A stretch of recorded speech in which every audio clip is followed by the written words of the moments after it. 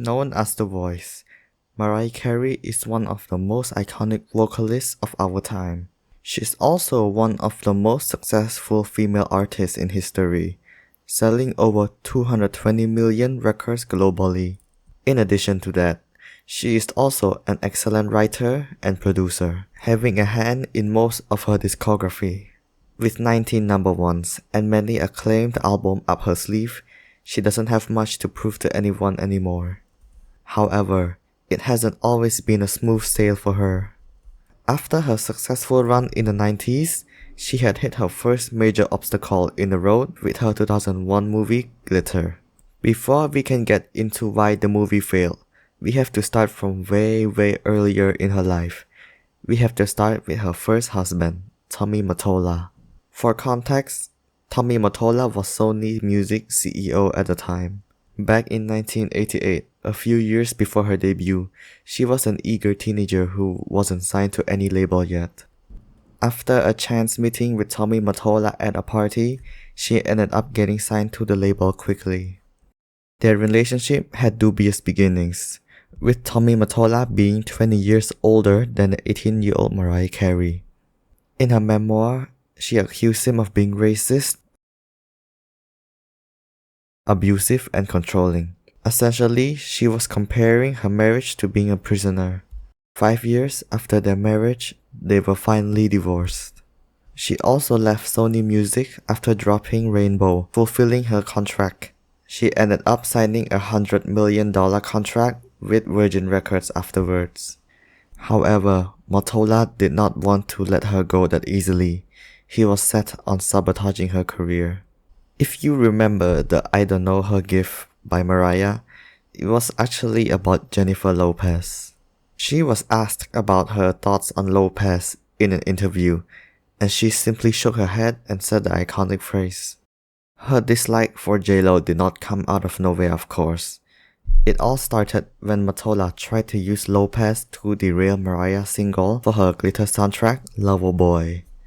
Originally, Mariah planned to sample Yellow Magic Orchestra's Firecracker for the song. Due to what she called spies from Sony, Mottola got Lopez to sample Firecracker for her song I'm Real and release it before Mariah could. This forced her to switch lanes and sample Cameo's Candy instead. This was just the start of many things that would derail Glitter's rollout. She ended up being really exhausted during this era. There was also an incident on TRL where she pushed an ice cream cart out into the set and removed her shirt. Afterwards, the media described her behavior as troubled and erratic. After numerous incidents involving her strange behavior that was reported in the media, it all culminated into a breakdown. Extremely exhausted, she had to be hospitalized, forcing Glitter and its soundtrack to be delayed. To be honest, I don't think I can cover every incident from the era here, so I'll link a video that explains the era here very well. The final nail in the coffin for the movie was when the soundtrack dropped right on the same day as the September 11 attacks. Of course, when music drops on the same day as a world-changing terrorist attack, no one is going to care about that. With everyone focusing on the issue at hand, nobody was checking out for Mariah's new movie, which came out just a few weeks after. Even Mariah herself believes that the September 11 attacks are the main reason why her movie failed. Due to the low album sales, her $100 million contract with Virgin Records ended prematurely. The Glitter soundtrack sold 2 million copies, which is a lot in the current musical landscape. However, when you compare it to her best-selling albums, it was a disappointment. The movie was also disappointing in the box office and among critics. Soon after the movie, she dropped her 9th album, Charm Bracelet. To her fandom, it was like a comeback. It was reassurance that Mariah was back to her top self.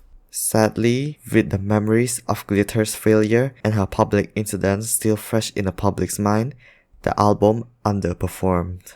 The album was also negatively received by the critics and the general public. After years of critics dunking on her, she was done. She was tired. She wanted to make a legendary comeback and claim her crown again. That's why she made this album.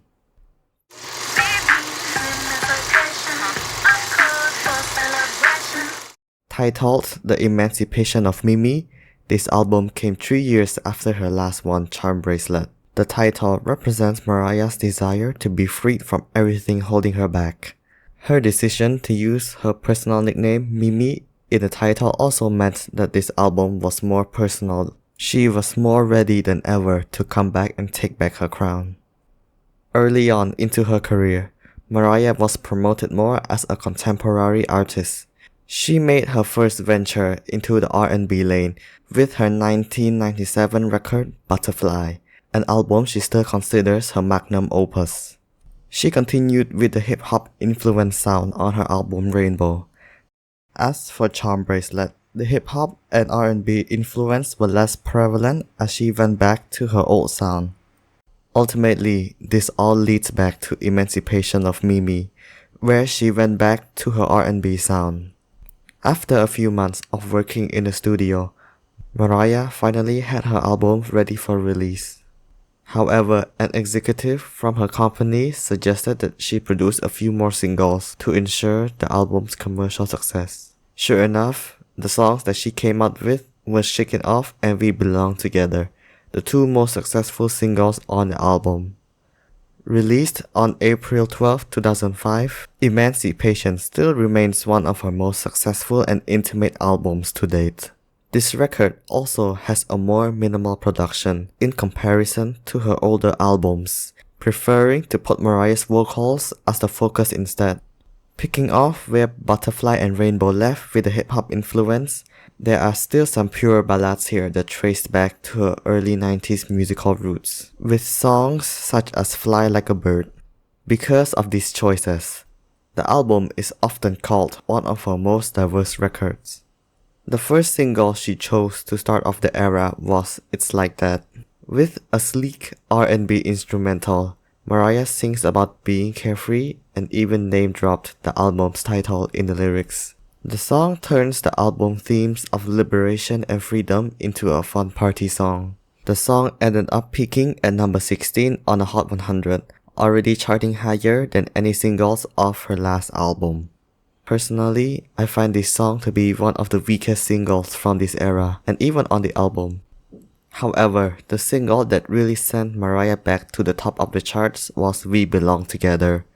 What's surprising about this song is that Mariah does not really do any of her iconic belting and whistling, choosing to let her vocals take the wheel. She does an emotional octave change at the end instead, choosing to sing the chorus with a crack in her voice. In my opinion, this gave the final chorus more impact than it would have if she started belting instead.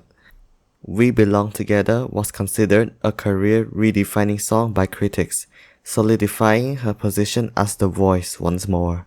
With 14 weeks at number 1, this would have been her longest run at the top of the charts as a solo artist.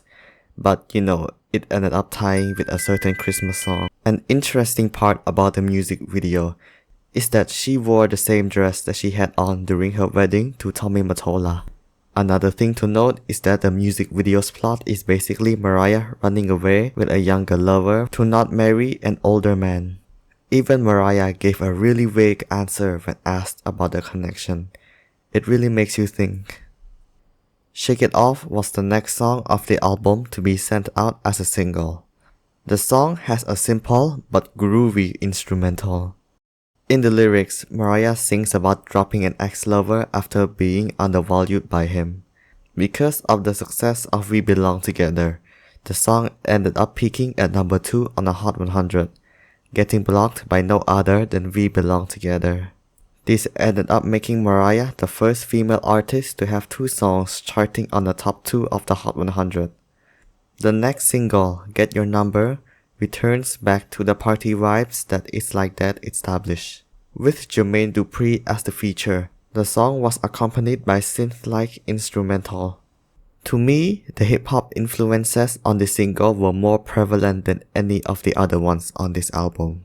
Sadly, the song was never officially released as a single in the US. However, it did chart rather decently internationally. Don't Forget About Us was the second and final number 1 single of this album. It served as a single for the Platinum Edition. The song was positively received by the critics, but it was mostly compared to We Belong Together. I think it's due to the use of piano in both of the song instrumentals and a similar feeling of melancholy present in both of the tracks. Personally, I can see the similarities, but I find that the Don't Forget About Us production feels more fuller but more dated, if that makes more sense. To finish off the era, 2 songs from the album were released as the last singles. Fly Like a Bird is a gospel song about her crying for help from God, wanting to be freed from her struggles. It's a perfect closer to the album's standard edition, integrating all the album's themes of emancipation, freedom, and liberation into one song. It failed to chart in the Hot 100, but it was critically acclaimed among the critics, who found the song to be a nice throwback to her 90s music style. Say Something was the last single from the album. With Snoop Dogg as a featured rapper and a catchy instrumental, the song is one of the more hip-hop influenced tracks on the album. Due to the release date being too close to Fly Like a Bird, critics thought that this song was messing up the release of what they thought were the superior single. The era closed out with 10 Grammy nominations and 3 Grammy wins. Mariah ended up winning Best Contemporary R&B Album. She also won 2 more Grammys for We Belong Together with the Best R&B Song and Best Female R&B Vocal Performance Award. Also, the album ended up being her most successful in a long time, selling millions of copies in an era when online sales were starting to dominate. It became the most sold album of 2005 in the US. As of today, it has officially sold more than 10 million copies. Essentially, Emancipation revived Mariah's musical career. It gave her a second chance in the eyes of critics and the general population, making this comeback one of the more memorable in recent history.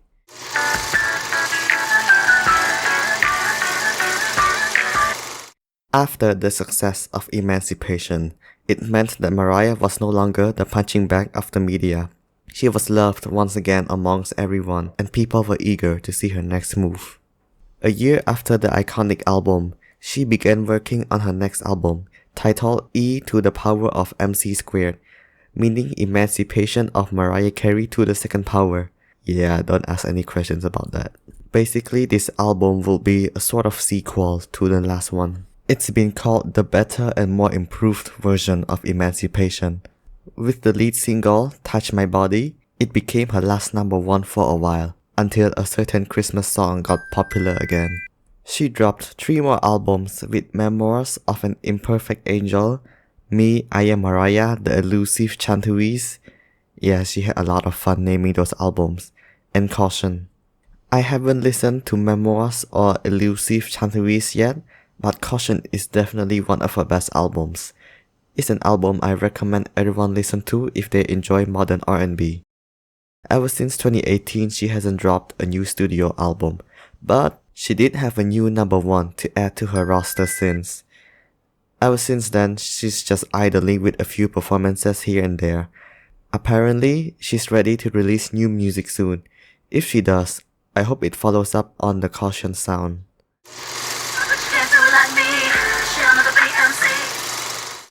As for my personal thoughts on the tracks itself, I found it a decent record in general. Mariah's vocals on this album were still as strong as ever. She mixes her whispery singing voice and her belting so well on the tracks. If I had to choose my top 3 from the album, it will be We Belong Together, Mine Again, and Don't Forget About Us. Overall, I will give this album a 7.5 out of 10. It's a grower.